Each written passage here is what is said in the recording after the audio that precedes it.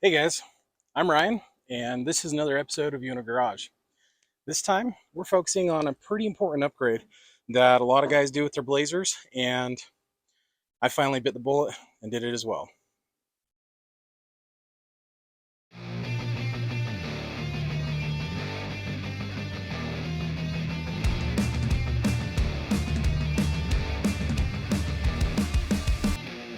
Some of you might know I've been running Vitec fuel injection for a few years now. I think I installed it back in 2017, and since then it's run great.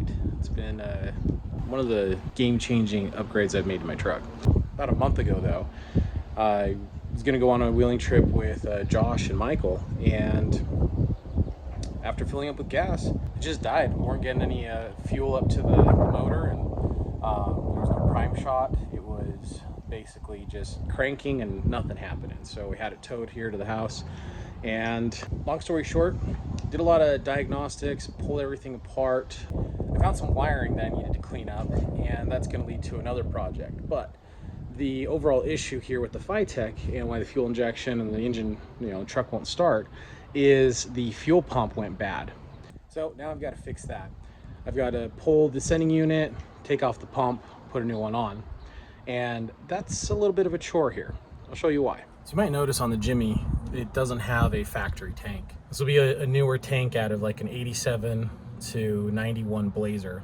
It's going to have an internal baffle, and the sending unit actually just accepts a newer high pressure pump and works great with this Vitec kit.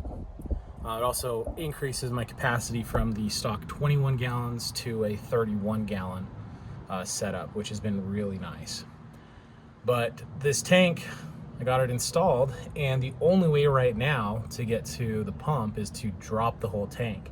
I've got about a half a tank of fuel in here, so 15 gallons or so. I really don't want to drop the tank. Taking some of the advice from some of the other guys here, we're going to add a trap door in the floor here inside the Jimmy. That's going to give me access to the fuel pump from the top and be able to pull the sender whenever I need to. I've had to access the fuel pump once while in Moab, and that really sucked. Had to drop the tank, and took three of us, a jack and some ingenuity to make that happen. So don't want to have to do that again. So we're going to be adding this door. So this is the door that I'm going to be using. It's a 14 by 17 piece, and you can see I already marked out where we're going to be cutting. It's pretty much center of the floor, and should fit pretty nicely. It's going to be just about like that. I first need to lower the gas tank so that there's space between the floor and the top of the tank. But once I do that, the first cuts I'm going to make are going to be with a hole saw, so I can get the radius in the corners to match the bottom side of the door here.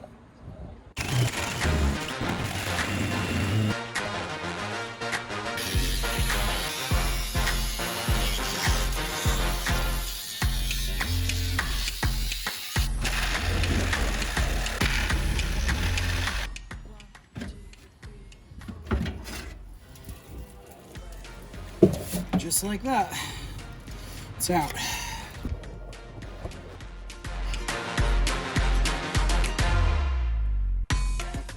All right, we got everything cut to size, and I've bolted down the door just with a couple of screws here so that we can make sure it's all fitting right.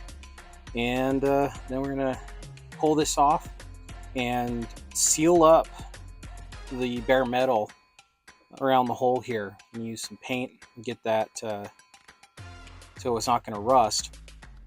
And then we'll come back in here and seal this door down and show you how that goes.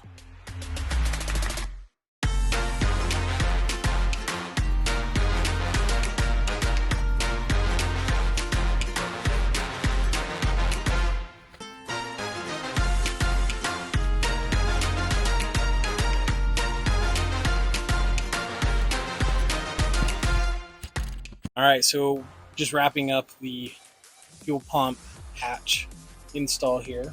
and you can see I've got that all done, buttoned up. It's all silicone sealed and screwed in. And as we look at it here, see it opens. Got easy access to fuel sending unit, fuel pump. And I accidentally busted off one of the handles, so you might notice that the handle's missing there. I've got a new one on its way, so no big deal there, but my fault. Door is actually really sturdy and looks like it's going to take some abuse. And put all my tools and cooler and everything back here that I need when we go wheeling. I'm not worried about that breaking at all, but again, my fault. I busted off one of the handles. So as I pointed out earlier, I do have a newer tank in here. So this isn't sitting where the factory sending unit for a 72 GMC Jimmy or Chevy Blazer would be. And if you're looking for an upgrade to add fuel capacity, adding this bigger tank is definitely worth it. Plus, you know, you can run a fuel injection and in-tank pump, which is a nice step up. In addition to the Phytech wiring, I'm actually going to upgrade to a full-on accessory relay box and a separate relay and fuse box for most of my engine electronics. So that's actually going to be coming up on another episode of Uinta Garage, so stay tuned. Check that out. Thanks for watching. Please like and subscribe.